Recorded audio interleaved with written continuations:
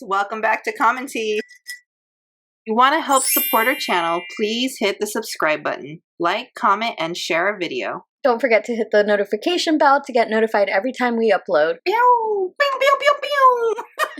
Today we're going to talk about an update, talk about the strikes or copyright strikes that we got on our channel. We received 6 copyright strikes. We're going to talk quickly about what gets you a copyright strike. Our videos are transformative. According to YouTube, what makes a video transformative under fair use is if it adds new meaning, purpose, or a message to copywritten material is the key to qualifying a fair use. So, for example, you can do commentary or criticism, like reaction videos with real input, parody, education, news reporting. So all of our videos have been fair use, I believe. They're transformative. We haven't actually recorded a video since December 7th, 2022, so it's been quite a while. But since she did some copyright strikes on her channel, she's awakened the beast, and we decided to post another video. Just going to get some updates about Alexandra in the past 3 years. And we're actually going to get some help from ChatGPT because although I've been following her kind of on the regular since we've stopped recording, I know my other Commentea partner has not. I know what ChatGPT is. It is an AI. It says that from 2022 to 2025, she has remained active with steady weekly vlogs, lifestyle content, plus size fashion hauls, weight loss updates, and family life adventures. Recent video topics include weight loss milestones, home goods shopping hauls, meal prep, family life with baby updates, fashion try-on hauls. So let's go back to the copy strikes real quick. So she copy striked our channel, but she also did a bunch of copy strikes to other channels. They were all smaller creators. She did not touch any of the creators with larger platforms, which I find kind of like you're picking on like little. It's interesting, yeah, because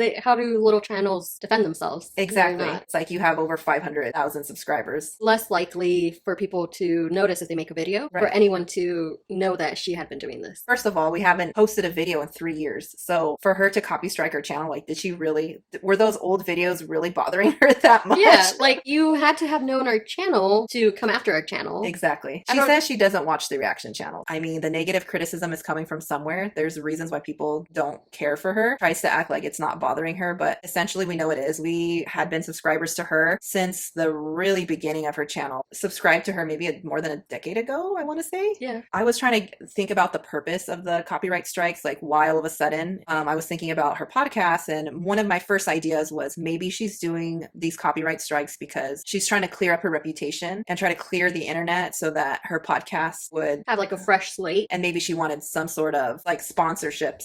And, you know, if someone Googles, you know, Alexandra Rodriguez learning to be fearless, they're going to get a bunch of videos that are not necessarily her videos, they're reaction channel videos. Maybe that was a way that she thought, oh, she can get rid of the channels. But then I kept thinking about it. I can't remember the exact YouTuber, but one of the YouTubers who's a smaller channel as well, who also got those copyright strikes from her company, she emailed her and Alex released them right away. In my mind, she could have just kept it, right? And just said, no, I'm not going to release these, like, you know, these copyright strikes. But because she released them, it made me feel like she was just doing this for attention. Yeah, like what's the purpose of striking it, then retrieving the strike? We did not contact her in any way, but actually we didn't even know that she, we didn't even know she striked her channel, to be honest. I'm signed in on through my phone, but I don't really check it, like the notifications are off. But when people kept talking about that, I decided to look, and then I come to find out that she had already had released them, that we had 6 copyright strikes on her channel. Personally, that she's doing this because she wants attention. I feel like she probably made the most money.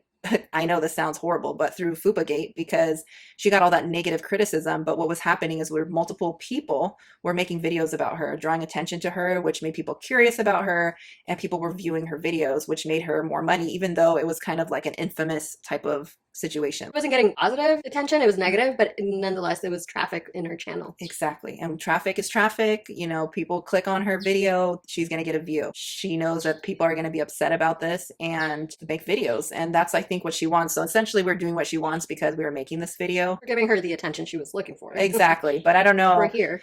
I don't know how much attention, if she's going to want this kind of negative attention to begin with. But I do feel like it's unfair for her to do copyright strikes that were literally not, like, there is no reason for her to strike her channel. And it could be that she realized that there was no grounds for copyright and decided to retrieve it. But at this point, you did damage. Yeah. Another thing that could have happened was that she did it, regretted it, and then removed them all because she was getting a lot of backlash because people were like, wait, we did not break this copyright guideline. Violation. The violation, yeah, we didn't break it. So why are you striking our channel? And I think if people really wanted to play hard, you know, they can get a lawyer involved. The bigger channels are saying, like, if you copyright strike my channel, yeah, that they're going to strike back. Like, they are going to get a legal team involved. A lot of them, you know, this is probably a decent amount of their income because they're bigger channels. So just like her, and I don't think she wants to get her channel destroyed. It's already struggling. Exactly. She's having another controversy. Which she wants. I think she wants it. I think she very low-key sabotages herself unknowingly or knowingly. Yeah.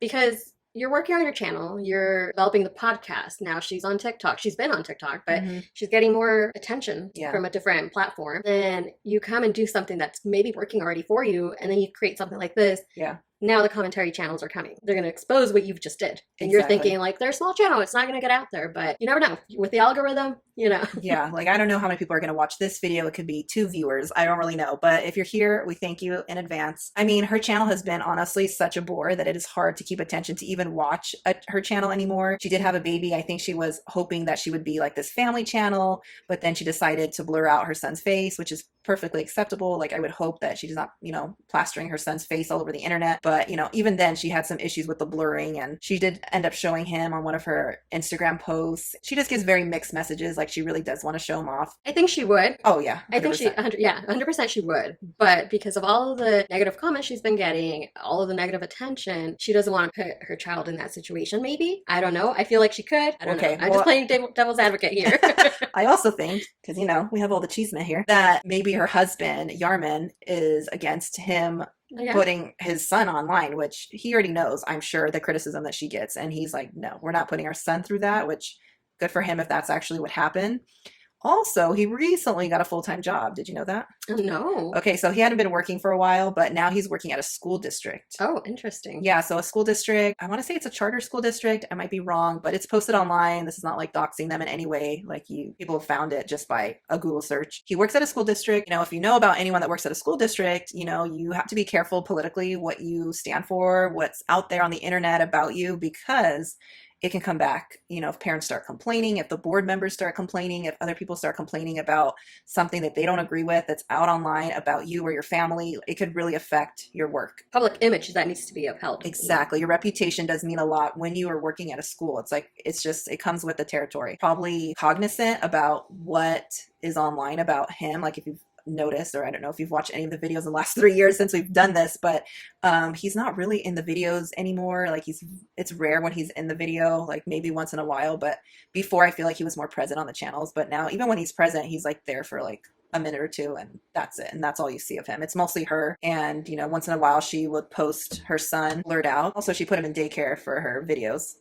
Which I find funny because she first says she needs daycare, right? So it's like, cool, you need a daycare. I get it. If you're working, you want to have your kid go somewhere while you're working. But what does she do in her vlogs? She shops. She eats. Literally, that's all she does. It's not like she can't take her child to there. She's not doing crazy DIYs or these extravagant. We've seen her DIYs. Like, she just needs to not do that anymore. So she's not literally doing nothing. Like, she's doing what you would do on a Saturday. So you're putting your kid in daycare for a Saturday, which I think is weird to me personally.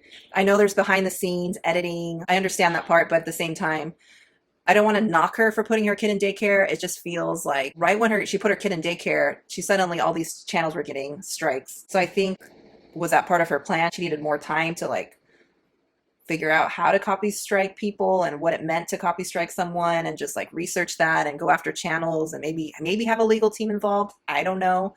It just was weird that she didn't need a daycare before, but then suddenly she did, because one, Yarman went back to work. So he did a lot. It seemed like, in my opinion, that he was watching his son more than she was. And now that he's back at work and all the pressure's on her, I don't think she feels capable, competent, confident, one of those words, about watching her son 24/7. I really think when that whole Love Island was on TV, she was like literally posting updates about watching Love Island like all day long. And I find that weird when you have an 11-month-old that you're just watching TV all day or cooking all day or making these snacks. Like, she keeps making, like, all of her cooking videos are basically sugar based, and it's all processed food. Nothing that I personally would ever eat. All that stuff is like sugar free with like fake sugars in it or super processed. And she's just obsessively or trying to make these Weight Watcher healthy snacks. constantly. She's like, oh, this tastes pretty good. Oh, I think I need to add syrup or I need to add more sugar. And I'm like, oh my gosh, like who eats that junk? She can't sacrifice the flavor. Yeah, She's too used to the sugars, the processing of the food, that she can't just use seasoning or use something to minimize the, I don't know, have a different type of healthier option. Like, right. When you think of like, you know, being on WW or being on any diet, like for me personally, you don't want to be eating processed food, right? You just, it's not good for your body. The dyes, the additives, all those things are just not good for you. Like, what are the things that you want to eat? You want to eat things that are fruits, vegetables, protein. You need to stick to that. You need to have eggs or, you know, meats or chicken or fish and some greenery, some salads, something that's healthy. And she just literally makes anything that's so simple. Like I've seen, like, we can do a whole nother video on this, honestly, because I have so much to say about it. But basically, you can make your diet easy, right? You just grill some chicken and eat some sort of fruit and some sort of vegetable in your meal, and you'll be fine. Like, you'd be satiated and you'd be eating healthy. But she makes it complicated by like, oh, I need to make these Weight Watcher brownies with these 15 ingredients of additives and preservatives. It's like, why? Why do that? I get it. You want to treat once in a while, but honestly, like, just eat the real thing once in a blue moon and you'll be fine. You don't need to obsess about a dessert on the daily. She literally wants to eat dessert every day. And I'm like, and then she drinks Alanis, and I'm like, oh my gosh, like I've never even tried an Alani ever. I've never even tried an energy drink, to be honest, because that's just, I would not put that in my body. And the fact that she just drinks that all the time. And then did you hear that she had a blood clot? No. So she had apparently, you know, this is what she says is like, what can you actually believe? She had a blood clot in her leg, apparently. Wow. And she was supposed to go to Florida, but she canceled her trip because she had this blood clot. And this is supposedly what triggered her WW journey this next time that she's on this WW journey again for the, I don't know how many time. So that's why she's starting to eat healthy, what she calls healthy. I wish her well. I hope that this is it. We need to do a whole video about her fake scale weigh-ins because I really, she says apparently she weighs 280 pounds. She's 5'7", and I can tell you that woman does not weigh 280 pounds. There's no way. There's no way. And we can do a whole video about her reflection in the mirror when you see her in the try-on hauls and she actually looks like she weighs like over 400 pounds. Like, I cannot imagine that she's actually being truthful about her weight. All right, well, thank you for listening, and we hope you tune in for our next one. Bye! Bye!